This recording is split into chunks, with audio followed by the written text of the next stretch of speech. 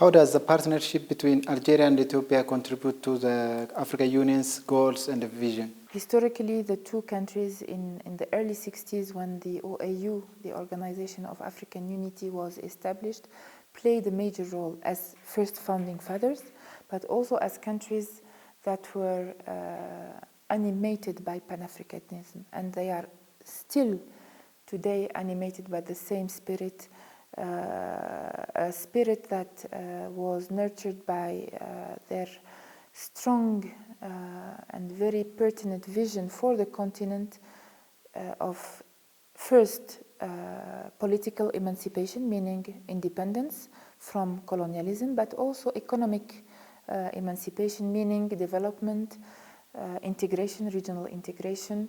So both countries have always worked together and have held converging views in ensuring that the strategic orientations of the OAU and now the AU are geared towards achieving these objectives. And of course, I will not forget the common objective of Algeria and Ethiopia of having a continent that is in peace, that is stable, that offers the enabling and conducive environment for the economic prosperity and development for the current and future generations. How can they further advance the AU's ideals of political and economic integration? As you are well aware, we are at a turning point for our organization because of the global context and because of the internal context in our continent. So if before our countries, Algeria and Ethiopia, were always working together in order to be able to mobilize all efforts with other countries, African solutions to African problems, including through seizing opportunities, I think that today, at the eve of the next African Union summit, these efforts have to be redoubled. What are the most pressing security challenges in Africa, and how Algeria and Ethiopia are working toward solving these problems? We are all following the news. We are witnessing an unprecedented wave of countries that are suspended from the African Union because of unconstitutional changes of government. We are witnessing a situation of propagation of terrorism in the Sahel region and elsewhere, but also expectations of the people to more stable continent. So facing that,